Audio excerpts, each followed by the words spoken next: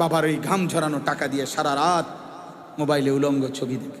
এই বেচারা সিমেন্টের বস্তা নামাইতেছে ট্রাকের থেকে, তার সারাটা শরীর থেকে ঘাম কাকে বলে আমার কাছে মনে হয় যেন ঘামে ভিজা রয়েছে বেচারা, মানে পানিতে চুবানো মনে হয় যেন, এই পরিমাণ ঘাম ঝরতেছে সারাটা শরীর থেকে।